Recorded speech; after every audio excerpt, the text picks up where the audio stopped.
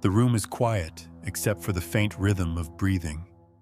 A queen lies in her chamber, her silk gown darkened by blood that no one will name. Candles burn low, the scent of wax and sweat clinging to the air. Outside, the bells of the palace toll for another heir, another symbol of triumph. Inside, a woman is fading. Her body is the battlefield upon which dynasties are built. History recorded the crowns and victories, yet behind every coronation was a mother who bled unseen. They called it duty and legacy, but what they demanded was flesh and breath, the endless offering of life to keep power alive. In the courts of Europe, a queen was not judged by wisdom or mercy, but by the children she could give to the throne. Every birth was a victory for the kingdom and a quiet defeat for the woman herself. From Vienna to Versailles, from London to Madrid, the rhythm of empire beat inside women who could not refuse. Some bore 15 children, some 16, some until their hearts gave out.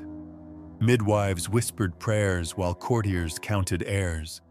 The crown rested heavy on heads that ached from grief and exhaustion. The walls of those chambers still remember. The linen sheets, the rosaries, the cries that turned to silence. And through the echo of centuries, one question endures. What does it mean to be a queen when the body belongs not to the self, but to the crown? This is not a tale of victory, but of survival. It is the story of 8 women who carried empires within them and paid for it with their lives. If you wish to hear the voices that history tried to bury, stay with us and subscribe to our channel, where every crown hides the truth beneath its gold. When the Empire of Austria looked to the horizon, it saw not one woman, but a mother of nations. Maria Theresa stood at its heart, wrapped in velvet and prayers, her body carrying the weight of continuity. In portraits, she appeared serene, crowned and radiant, yet behind each layer of silk hid a body that had endured 16 births, 16 descents into the thin line between life and death. The palace called each delivery a celebration, but for her it was another journey into the same shadowed chamber where breath and silence met. The physicians of Vienna waited in silence while priests murmured blessings. Each cry of a newborn filled the hallways with joy, but her eyes remained distant. She wrote to her husband that her hands trembled as she held their child, not from fear, but from knowing how close she had come to never waking again. Every birth was an act of faith and endurance, a ritual that demanded all she had. Yet she did not stop. To stop would be to betray the empire that expected her womb to keep its bloodline alive. Her children became instruments of diplomacy, sent across Europe to forge alliances she barely lived to witness. Her letters spoke of longing and sleepless nights, of the quiet that followed each labor. She thanked God when her heart still beat and whispered the names of those who did not survive long enough to speak. Outside her chamber, courtiers debated power, unaware that the empire's strength was being drained from the same veins that carried its future. Maria Theresa ruled with intelligence and resolve. She was the last of the Habsburgs to reign in her own right, commanding armies and reshaping her dominion. Yet the same world that bowed before her throne refused to see the exhaustion written into her every breath. Her crown glittered beneath chandeliers, but her back ached and her body bore scars hidden beneath ceremony. When she stood before her people, they saw a sovereign blessed by divine authority. What they did not see was a woman who had buried children and wept alone in a room housed only by her own heartbeat. As the years passed, her body weakened but her will endured. She continued to lead, to sign decrees, to hold counsel. Even as her strength faded, Those who served her said she carried herself with dignity until the end, her gaze often fixed on the window, as if listening to the silence left by the children she had lost. Maria Theresa's life was not only shaped by the cruelty of men, but by the weight of expectation itself, by devotion that became bondage, by a world that crowned sacrifice and called it glory. She became the mother of empires, the woman who gave everything so that history could continue without her. Beyond Vienna's golden halls, another queen was already walking the same path. Her name was Charlotte, and her smile hid a grief that England would never understand. Queen Charlotte of Mecklenburg-Strelitz arrived in London in 1761, a young bride from Germany, chosen to marry King George III. She entered Westminster Abbey, draped in white silk, her smile gentle and her voice soft, unaware that her life would soon belong to the crown. The world saw her as a symbol of grace and devotion. Yet behind that image lay a truth few would ever see. Her body became the quiet heart of the British monarchy, beating only to give it heirs. 15 times she carried a child, and 15 times she walked the narrow space between life and death. In portraits, she appeared serene, her pale skin glowing against deep velvet. Pain had no place in paint. Artists were told to capture her dignity, not the trembling of a woman who had survived another birth. Inside the royal chambers, the air was heavy with fatigue and candle smoke. Each birth was a public event disguised as a private ordeal. Midwives and courtiers waited to hear the infant's gender. Her body was not her own. It belonged to the lineage that demanded she fill the palace with sons. As the years passed, her figure grew thin and her smile faded. Her letters revealed sleeplessness, fainting spells, and an ache that never left. Physicians offered tonics and prayers, but no remedy could heal a life spent in service to an empire's bloodline. When her children filled the corridors with laughter, she was already fading, her strength scattered among them like light through a cracked window. Then came the darkness within the throne. King George's mind began to unravel, confusion turning to terror and rage. Charlotte carried not only her own exhaustion, but also the weight of the man she had once loved. At night, she sat alone, her hands clasped, listening to his cries echo through the halls. The empire still called her the ideal queen, but inside her heart there was only the sound of breaking. She continued her duties with quiet precision, greeting ambassadors, attending ceremonies, arranging marriages. Yet servants spoke of long hours when she sat by the window, staring into the fog of the London sky, motionless and far away. When Queen Charlotte of Mecklenburg-Strelitz died in 1818, the nation mourned a virtuous monarch and mother. They buried her beside the husband whose madness had shadowed her final years. The bells of London rang in solemn rhythm, but no one spoke of the woman who had given life while losing her own. Her name entered history as the mother of 15 royal children, yet beneath the crown was a heart that longed for rest. Across the waters of Europe, another crown gleamed beneath the same shadow. In Spain and England, the throne demanded life itself. Queens were not chosen for love or wisdom, but for the promise of heirs. It was a system built on the fragile rhythm of breath and birth. Among those who bore the heaviest weight was Isabella of Castile, a woman whose faith and endurance shaped an empire. She ruled beside Ferdinand, and together they unified Spain. Yet behind her power was the expectation to bring forth children who could preserve the monarchy. She gave birth to 5, and the road to each one was paved with pain. Every pregnancy was watched as if the fate of the nation lay within her womb.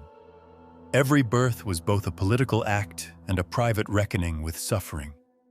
Her letters reveal a woman torn between the divine and the human. She wrote of sleepless nights and whispered prayers between contractions. She thanked God when her children survived and knelt when they did not. To the world, she was the warrior queen who sent Columbus across the ocean. But in the silence of her chambers, she was a mother counting the graves of infants. Faith was her armor. Yet even faith could not erase the exhaustion carved into her bones. She confessed that her heart no longer knew the difference between duty and devotion. The crown had made them one. A century later in England, another queen shared her fate. Catherine Parr, the sixth and final wife of Henry VIII, was a woman of learning and grace. She had survived the most dangerous husband in Europe, a man who executed wives as easily as he changed alliances. When she married him, she believed the storm had passed, but fate demanded one final price. At 36, she conceived her only child, a daughter named Mary. The delivery was long and brutal. Infection came soon after, and within days the queen who had survived a tyrant was dying from the quiet cruelty of childbirth. Those who attended her said she never cursed her fate. She whispered prayers for her child and asked that the infant be raised in peace. Her final hours were filled with the scent of candle smoke and iron. A queen leaving the world not in triumph, but in silence. The bells rang for the birth of a princess, and before the echoes faded, they tolled again for the death of a mother. From the stone corridors of Castile to the candlelit rooms of Tudor England, the pattern never changed. Power consumed the bodies that created it. The same faith that crowned queens also buried them. Every empire that claimed divine right was built upon mortal suffering, and every throne that endured did so on the bones of women who were never allowed to rest. In France, the promise of life was always tangled with the scent of decay. The court glittered with diamonds and music. Yet behind every curtain lingered the echo of childbirth and loss. Among those who bore its cruelty was Josephine de Beauharnais, the first wife of Napoleon Bonaparte. Before she became empress, she had already lost 2 children to war and disease. And when she finally reached the height of power, the one thing she could not give was what the empire demanded most. Her womb became the battlefield she could not conquer. She prayed in secret for a child, lighting candles in the chapel of the Tuileries Palace. Each month brought disappointment, and with it, more distance from the man who had once adored her. Napoleon's affection cooled, replaced by ambition and hunger for a dynasty that would bear his name. The doctors whispered that she was barren. He listened in silence and began to plan his next marriage as if her worth had expired. For Josephine, the cruelty was not in rejection, but in the quiet fading of her existence within the empire she had helped build. She once wrote that she felt like a flower left to wither in the shadow of glory. When the divorce was announced, she stood calm and said that love had not died, but destiny had already chosen its heir. While Josephine faded into solitude, another queen of France faced a different torment. Marie Antoinette, daughter of Empress Maria Theresa, entered Versailles as a child of diplomacy and soon discovered that her body was the key to survival. For years, she could not conceive, and every failure became a spectacle. Pamphlets mocked her, gossip called her cursed, and the public blamed her for the absence of an heir. When at last she bore children, the laughter did not return. Her husband Louis was kind but weak, the kingdom restless, and the same people who had demanded her fertility now demanded her blood. In the nights of her imprisonment, she wrote letters to her sister in Vienna, speaking of her children's faces and the silence that surrounded her. She no longer wrote of power or duty, but of the tenderness of holding a child's hand. History remembers her as the frivolous queen who lost her head, but in truth, she was a mother clinging to the last warmth in a collapsing world. When she walked to the guillotine in 1793, she did so with calm dignity, her sorrow heavier than fear. After her death, Versailles fell silent. The rooms where lullabies once echoed became halls of ghosts. The portraits remained bright and polished, while the women who had filled them vanished from memory. The empire moved on, leaving behind the faint scent of powder and tears. Yet beyond France, another pair of queens was already carrying the same burden, bound not by power, but by sorrow, destined to learn that even love and motherhood could not save them from the weight of history. In the quiet heart of Austria, another queen walked through gilded corridors haunted by her own reflection. Empress Elizabeth of Austria, known as Sisi, was both adored and imprisoned by her role. Married to Emperor Franz Joseph at 16, she was drawn from the freedom of her Bavarian youth into the suffocating rituals of the Habsburg court. Her beauty became legend, her grace the pride of a nation. Yet beneath the jewels and gowns lived a soul that could not breathe. She bore children quickly, as duty required, and her body became another chapter in the long book of royal obedience. Sisi loved her children, but her mother-in-law, Archduchess Sophie, took control of them from birth. The young empress had little say in their upbringing. Her first daughter died at 2 years old, and though the empire mourned politely, Sisi was left hollow. Her grief dismissed as weakness, she began to fear the palace walls, the eyes that followed her every move. To escape, she traveled endlessly, seeking silence in the sea and the mountains. Her letters spoke of weariness, of a life divided between expectation and fading desire.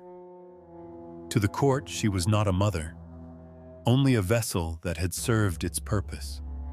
Her sorrow deepened when her only son, Crown Prince Rudolph, ended his life at Meyerling. The tragedy shattered what remained of her spirit. She withdrew from Vienna, draped in black, refusing portraits and ceremony. The empire still called her beautiful, but she had already turned to shadow.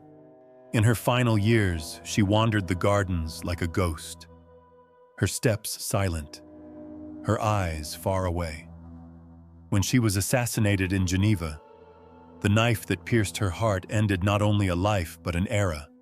The people wept for the empress, but the woman had been gone long before. Across the Channel, another queen lived with a different burden. Queen Victoria of Great Britain ruled an empire that stretched across the world. Yet her power could not protect her from the exhaustion of motherhood. She bore 9 children, her pregnancies coming one after another, until she began to dread the sound of her own heartbeat. Her journals reveal a woman who loved her husband deeply, but feared the endless cycle of creation that defined her reign. She called childbirth a torture, an ordeal that left her weak and resentful, even as the world praised her as the perfect mother of empire. When Prince Albert died, Victoria's grief became a monument. She dressed in mourning for the rest of her life, her heart frozen in the past. Though she ruled with strength, her silence was born of loss. She had carried not only children, but the full weight of an empire that demanded endurance without mercy. Between Sisi's restlessness and Victoria's sorrow lay the same truth. Royal motherhood was never gentle. It was the quiet erosion of self beneath the grandeur of history. The palaces are silent now. The echoes of lullabies and prayers have faded into the walls, leaving only the scent of wax and time. Portraits of queens still hang beneath golden ceilings, their painted eyes calm and distant, as if they had never known the weight of blood and grief. History remembers them not as women, but as symbols. Their names reduced to numbers, their lives to heirs.